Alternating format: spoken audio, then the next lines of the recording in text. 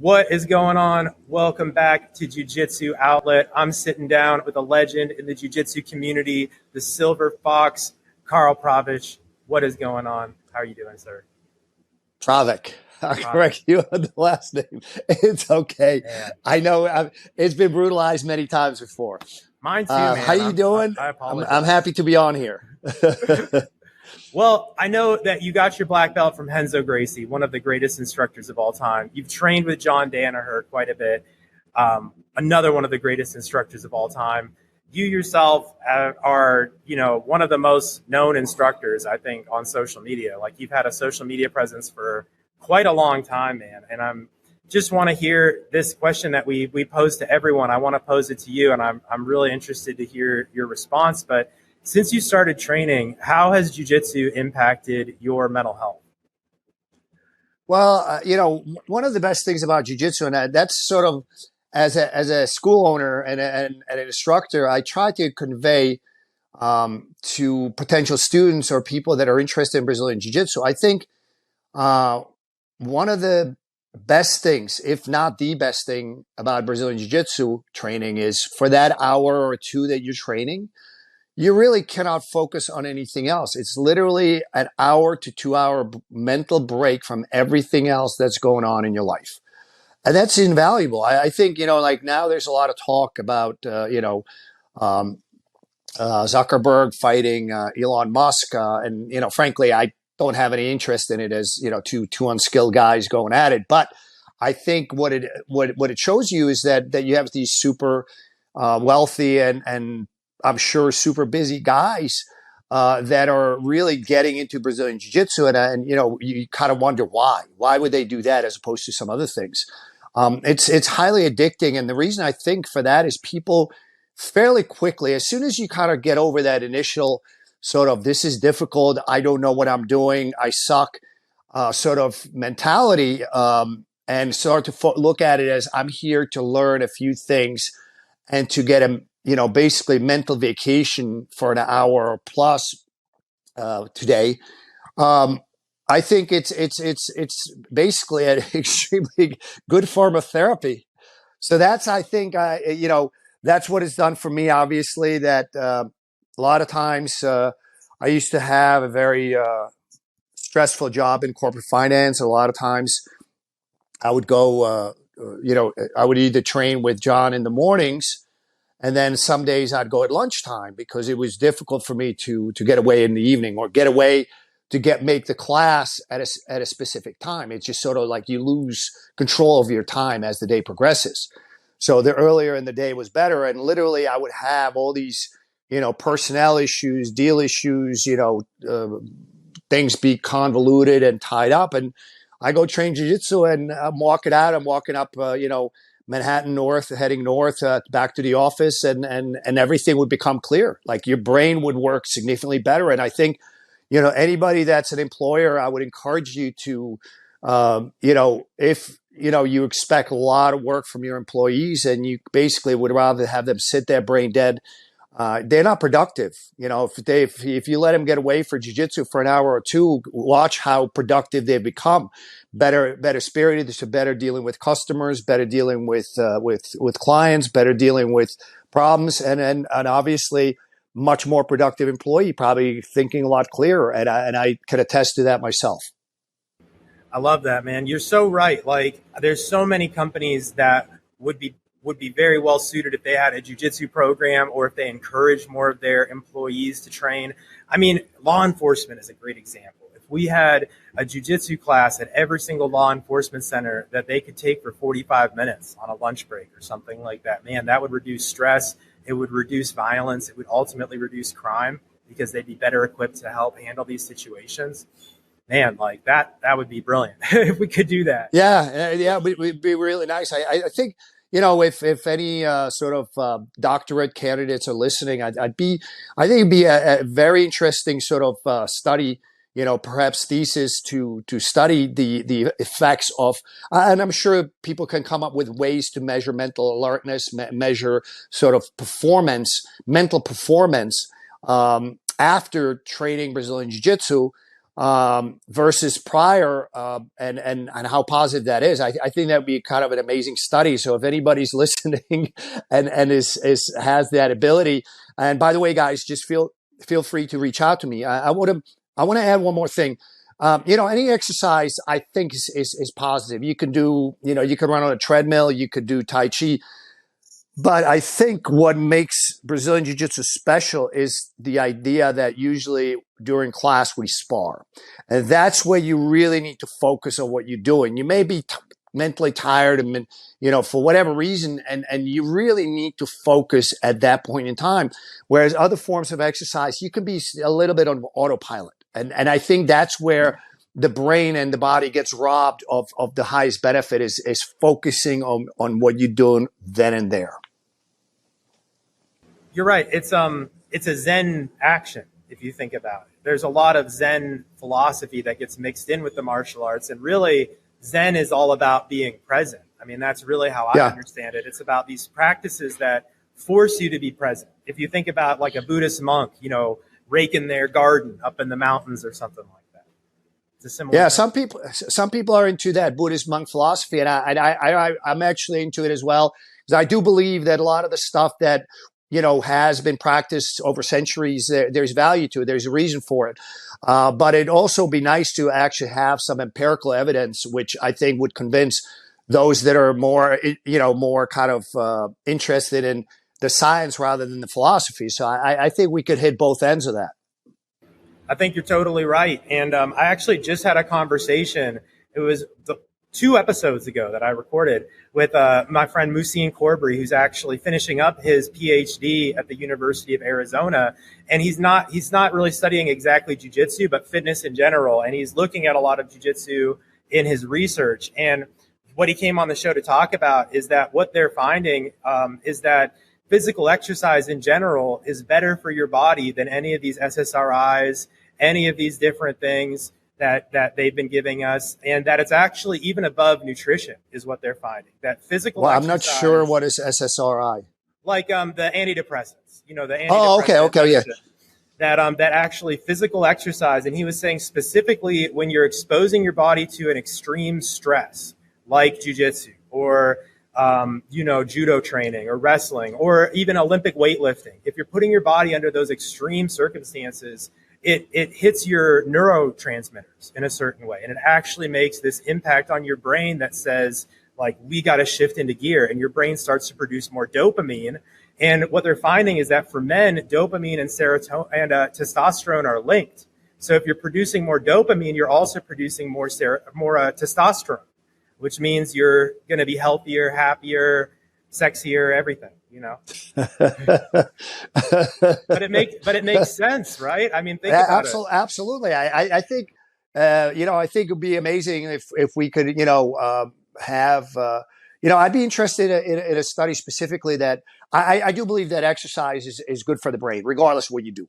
The question is, when you go into these either high level athletes within individual sports, or if you're looking at even hobbyists within not necessarily, competing, but where, they're rolling for 4 rounds, that extreme focus and sort of like getting pushed a little bit more. How much does that elevate the mental benefits beyond sort of normal exercise?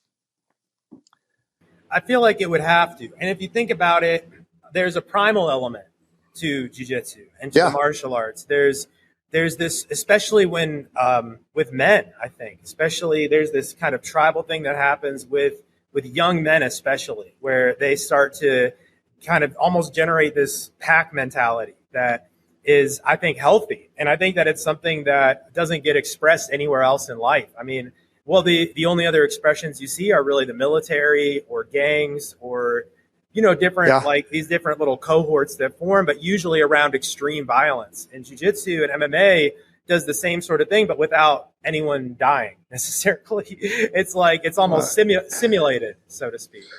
Well, I think, people when they get to a certain age, but, pretty much from birth, but when you get to a certain age, sort of guidance becomes extremely important. And I think, it's important for people to wind up in a good school where they're getting proper guidance, meaning that it's a positive guidance versus negative guidance. And, I think once, it could be a gang or it could be, basically jiu-jitsu tribe for lack of a better word. And I think one of the, I treat, especially sort of, I have a lot of students, but the ones that, the guys that are kind of the younger, they don't necessarily pursue higher education or professional careers. And, thinking about it almost as jiu-jitsu being their sort of becoming their livelihood, I approach it almost like an apprenticeship, where I want them to understand, obviously, how to do good technique, but that's just one element, that you need to also know how to, at the end of the day, convey that information, how to be a good teacher. Without doing that, you could be amazing, but you really can't be a good teacher. But also, it goes beyond that. Is how do we use the vehicle of jiu-jitsu and the academy? And I just put out a reel recently, and it drives me crazy when people constantly, they say, "Oh man, great reel." So, when are you going to be at the gym again? I'm like, I look at him. I was like, did you listen to the reel? I never refer to my school as a gym. It's a Brazilian Jiu-Jitsu Academy. I view it as a form of higher learning, and I truly believe it. And I think even people that, if you look at Renzo's, there's a lot of highly educated people that went through there. A lot of people that with master's law degrees, PhDs from Columbia University, and other higher level universities. But, intelligence is not a function of how much higher education you get. I think even for the higher, like educated people, they somehow get drawn to jiu-jitsu. And I think it's function of what jiu-jitsu is. That's one. And also, if you wind up in a good place, meaning that the guidance and sort of, you follow a path that you see maybe your instructor or the assistant instructors tread and say, you know what? I think maybe, you don't necessarily do everything 100%, but this is sort of where I'd like to go. And I need to start to sort of behave in a certain way. And I think that could be troublesome if the influence is bad, but it could also be very good. As when you're talking about things like punctuality, reliability, kind of compassion and ability to convey information, learning how to speak properly, learning how to help others. So I think jiu-jitsu can be truly an amazing tool. Yes, it teaches you those character traits that'll then help you everywhere Yeah. else in life. And that's a perfect segue into the next question I wanted to ask you, which is just since you started training, how has jiu-jitsu helped your life off the mats, like your relationships or just other aspects of your life? Well, I'm by nature very, very, very impatient person. So, it's kind of funny because so the way I structure my, I teach usually in the evenings, but usually I structure my own training in the morning because it's easier to just get it done because I'm not beholden to as things start to pile up. So normally have a day, okay, this is what I'm going to do, and then stuff starts to come up, and next thing you know, you lose track of time or lose control over your schedule.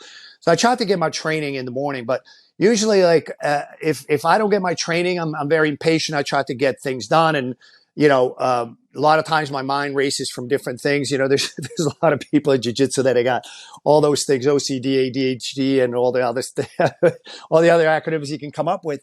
Once I train jiu-jitsu, a lot of times I basically become much more sort of grounded, so to speak. So I can sort of organize better my day, my thoughts, and how do I deal with issues. Some issues you should not deal right away, especially something that makes people angry or something that's you don't quite know how to approach. Sometimes it's a good thing to literally sleep on it. And they sleep on it. You don't sleep on it, but next day you might have a fresh perspective. A lot of times when I go, into jiu-jitsu training, it helps me, I believe, be a better person. I tolerate people better sometimes too because I'm impatient. And if I see somebody either acting in the wrong way or just do something stupid, I have a tendency to sort of like I want to call them up and say like, "What are you doing?" But once I kind of, especially after training, I'll kind of be okay. Let me look at it from their perspective. Maybe I should just kind of sit back and, if I still feel the same way tomorrow, I'll call them then. Yeah. Jiu-jitsu, I think, does that for me too, where it's almost like it is that sleep on it feeling. Like you'll go into Yeah. jiu-jitsu pissed off about something, and then you come out afterwards, and you're like, you know what, I was being stupid. I was being Yeah, stupid. And it cuts out a lot of the BS, I think, internally. And I found too, I don't know if this is the case, but a lot of times I'll be able to process things when I'm at jujitsu class, especially, I hate to say this, but especially when the instructor is teaching. Like sometimes he'll be on like the fourth or fifth rep of showing it, and I'll have already gotten it on like the second or third rep. And I'll have that, maybe it'll be like a 5-minute period where I'm watching the move and I'm trying to pay attention, but sometimes your brain zones off a little bit. But for me, sometimes I swear to God, like some of my best ideas come when I'm sitting on the mats and I'm trying to focus on the move, and I might zone out for like a quick second. But for whatever reason, it's sometimes just some of the most clear thinking that I have, if that makes sense. And it's weird. absolutely. It's weird. It's actually good that you wind up getting it. I've had instances where John is teaching something and I have, like, it's, sometimes I'm focused and then I see a fly, fly by, and I don't even know what I'm doing anymore. And I would, I probably, at least you got it. Sometimes I'll just, my eyes glaze over and I'm like, okay, what do we just do? But that's normal. It's then you just catch up. Like you ask it, what are we doing? Okay. And then you just figure it out. My best thinking is usually when I train, and then I'm, if I'm in sort of in the woods or something, if, I used to have a dog, walking my dog, and those are usually sort of some of the best things. I hate to write, but, I got talked into writing books maybe 7 years ago. That's where I do usually train and then walk my dog in the woods. And that's where my best ideas will come in. And I believe it's between sort of having my brain fully awake from the training, the endorphins and everything was released. And now I'm kind of relaxed and I can focus on things that, that I'm trying to get done. Yeah, it's amazing, especially if you do it, I think, in the mornings. It really sets you up for a very, it sets you up for the day. Yeah. day. It's so good, man. So I wanted to ask you about this. You've been an instructor for a long time, and I wanted to ask you, what elements of your instructing style did you take from Danaher and Renzo? Like, is there anything that you specifically were like, oh man, they're really good at this, and I want to integrate that into how I teach? Yeah, no, that's a really good question. So I think, people, I think people, in jiu-jitsu sometimes forget history or don't learn the history of our martial art, let alone martial arts in general. One of the most important things that has come out of Renzo's, and I think it's evident in sort of the number of high-level teachers that Renzo has produced, is so from Renzo, what comes to mind specifically is the joy of training and teaching. And, you really, it's when you look at people that are running an academy and they post a picture of themselves at the end of class and they look like somebody just stole their lunch money. In my head, I'm like, why? It's one thing when you have a rough day, but if you do it day in, day out, why would you choose this? There is easier ways to make money. Why are you choosing this when you're that miserable? If you're that miserable, either change or do something else. Because jiu-jitsu, in order for people to do this long term, you need to enjoy it. That's one. And two, if you want to inspire others to study Brazilian jiu-jitsu, they need to see some joy in it. Why the hell would you do something for 20, 30, 40, 50, hopefully longer years if the guy looks miserable and he's walking like he just crapped his pants, from all the all the injuries and tweaks, right? So the point is this, have some joy. And so that's one big thing from Renzo. And the other big thing from Renzo is innovation. It's Renzo's always. And again, this is one of the reasons I want to repeat this to people, why I think Renzo produced so many high level instructors, is that the innovation, to see innovation in Brazilian Jiu-Jitsu and run with it. It's not like, okay, we do things this way. This is the way. If it works, if it's effective, let's incorporate it. Let's make it better. And I think that's one of the reasons why Jiu-Jitsu has evolved so much in the last 10 to 15 years. We're still doing, a lot of the techniques that may have been done 50, 100 years ago, but they're being done somewhat different, slightly differently, slightly more efficiently. And I think that's where John comes in is, I remember John came up with this move when he was a blue belt, and Renzo told him, is like, hey, this is good, teach it. Okay. So that's, that innovation that's sort of like, okay, let's, hey guys, I saw this, but maybe it doesn't work, or we can tweak it for jiu-jitsu, and this is how we're going to make our jiu-jitsu better. And that leads to continual evolution of Brazilian jiu-jitsu. Now from John, I think, again, there's two big things. One is that at the end of the day, you need to, again, there is not an orthodox game. I don't want this to become a sport. I don't want it to become an Olympic sport, because if it becomes an Olympic sport, it becomes very black and white scoring, and then people will start to drive towards that end. I think one of the exciting aspects of Brazilian Jiu-Jitsu today is the different rule sets, because people learn how to game the rule sets. And now you have a lot of them, and people need to basically try to win in different ones. And the guys that are successful under multiple rule set, that's the guys that are really good, I think. From that aspect, I think that as an art, it allows people to interpret it in the way they want to. And if they interpret it too sort of oddballish, meaning they were out there, nobody's going to follow their thoughts. Nobody's going to follow their technique, because it's just a little bit too far out. But also you don't have to be mainstream. There is adaptive athletes who, to me, are huge inspiration, that they've adapted. Sometimes some guys have limited or no use of their lower extremities, but they practice jiu-jitsu. We should learn from them, because those guys have amazing chokes. You don't need legs for them, so there's something to it. So from John, I learned sort of that this his huge point is that you can almost kind of create your own game, and kind of almost when people attack sort of in a way where people repeatedly give you what you're seeking. So you set them up. And the other thing I learned from John, which is extremely important as a teacher, is the ability to explain things. I'm not anywhere near as eloquent as John. Quite contrary, I speak very poorly relative to how John is extremely eloquent. But also, when you listen to him, you realize, like, okay, one of the reasons, there's multiple reasons why John is so successful as a teacher, as a coach.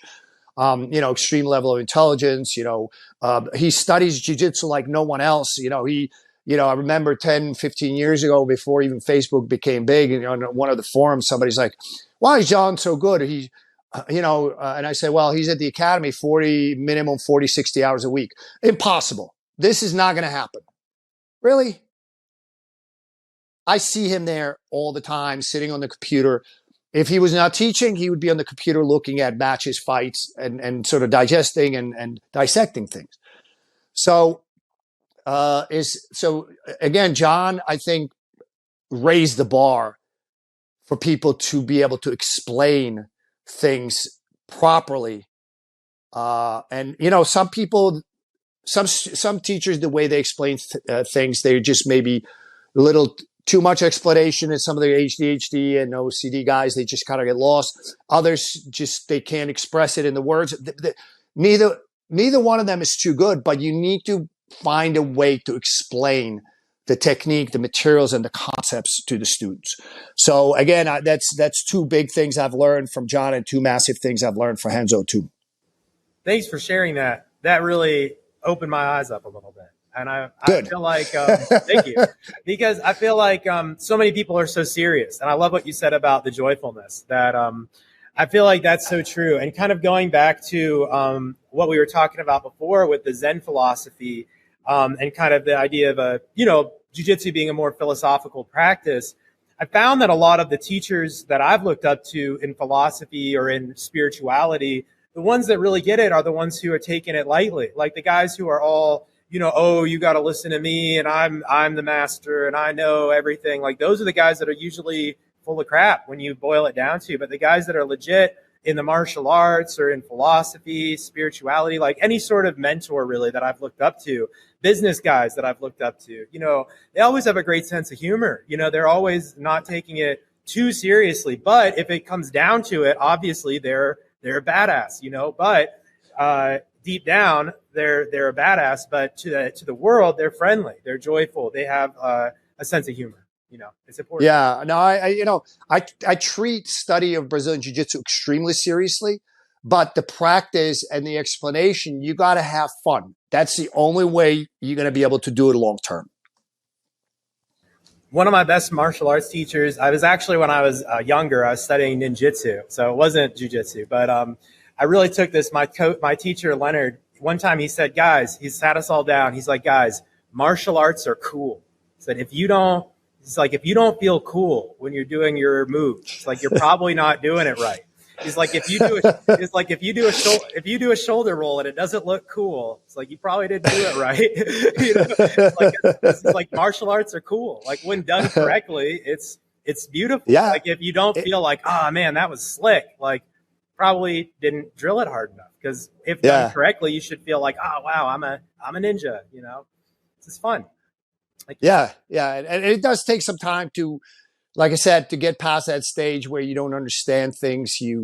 Why am I not getting better, or why am I not getting promoted, or why this, why that? But it does get better, and I think as you get better, it becomes more and more fun. So I encourage the listeners to stick to it, guys. It does get better. It is something amazing, and you need to give yourself enough time to get to that point. That's a great point, man. It takes forever to almost just learn the rules of jiu-jitsu and learn all the different ways or not rules, but the moves. It just takes forever to learn. Well, and they're constantly evolving. So when you do, it makes, okay, maybe they figured out a counter. So now one of the, I have a lot of specialties. So I'm not like a one trick pony, but one of the big things for me is Udegatame, upside down armbar, razor armbar. And I'm constantly because my high level black belts, I hit them with something for 3 months, 6 months straight repeatedly, and they figure out a way to counter it. And I'm constantly tweaking it to make that sequence in a way that works. So once they start to take it away from me, I need to tweak it again. So, that's another beautiful thing about, martial arts. And I think that goes back to the Japanese Zen philosophy, tea ceremony, and sort of the general spirit of martial arts. It's about self-improvement. It's not a sport. It can be a sport, but it's self-improvement. Look at GSP. George is like one of the ultimate martial artists. He's, retired, but he's constantly training. Every time I see him somewhere, he's training with people, because he's got a lifelong pursuit of self-improvement. And you see that in Japanese martial arts and sword making. There's that, you got a guy pounding at the sword, and it's like, you know what? I think I could do this better. There's a movie, Jiro Loves Sushi. I think it's about an 86-year-old guy that's got a sushi shop that was extremely famous in Tokyo. And, his son was in his 50s, and they're like, why don't you turn over the reins to your son? And he's like, well, because I think I can still do better. That's how I want to be, Yeah, and people were coming from all over the world to try that man's sushi. And they asked him too. They were like, "Why don't you have a bigger sushi restaurant? Like you could make more money, you could have more people." And he's like, "Well, I don't want to. It's like I just want to make sushi. It's like I don't need to." There's so much wisdom to that, because there's so many people who would say, to some martial arts instructor, like, oh man, you got to go and grow to 100 academies and make all this money. But at the end of the day, if your goal is to just impact the students, like maybe that's all you really want to do. Like maybe you just want to go deep. You want to go deep with the people you have. But I want to end on that. I know we're running out of time, but just wanted to ask you about this. Your students, the people that come and start training with you when they're a white belt, and maybe you help them get up to purple belt or brown belt or even black belt. Maybe they're winning tournaments, what is that person's evolution like as they go through their training? Can you tell us a little bit about like what you've experienced or what you've observed? Are you specifically looking for competitors, the people that wind up competing, No, just people. or just in? It's People. you know what, that this is the other thing is there is no cookie cutter. There is no evolution. It's like everybody's there for different reasons, and those reasons / goals evolve over time. I think it's very important for us to provide an environment which is, a good environment for learning, good environment to, for safety, and let people decide what they want to do with it. Some will compete and they will going to have a different path, different training regimen, and some people just want to, they basically maybe, they got accosted at night and want self-defense, or a woman, was, there was a threat or actual domestic violence. She wants to know how to take care of herself. To somebody, at work, out of shape, and it's like, I've been trying the treadmill. I'm having a hard time losing the weight. Let me try this, and they discover a community of people that I think ultimately, like the United States is not a country. It's not a tribe. A lot of countries historically have been tribes. U.S. is not a tribe. It's not a country. It's made from all of many different tribes, and it's basically what unites us is the ideals.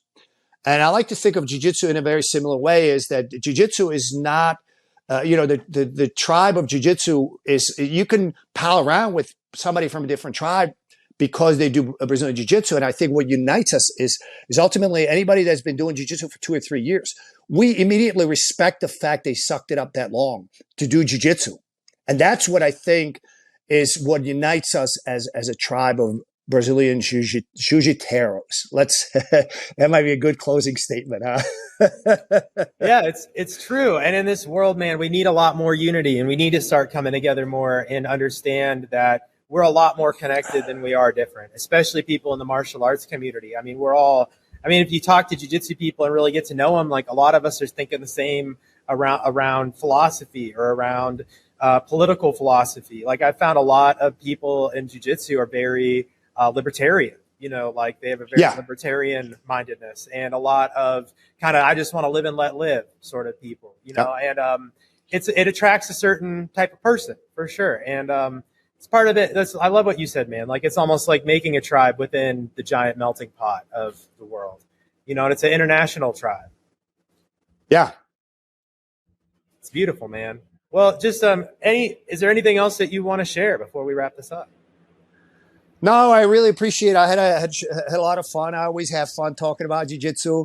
I have right now I have a YouTube channel. So if people want to, we put out a lot of free techniques, and I'm actually working on an instructional app, which should be coming out literally any month. I've been working on it for a year and a half. I'm a bit of a perfectionist, so hopefully when it comes out, it's going to be really awesome. So if anybody's interested in it, guys, keep your eyes out on it. Man, that's awesome. Let me know when it's done, and we'll post about it. We'll get it out there. Sounds good. I appreciate it. Yeah. But, Karel Pravec, thank you so much for coming on the show, man. This has been a blessing. I appreciate it. Thank you very much.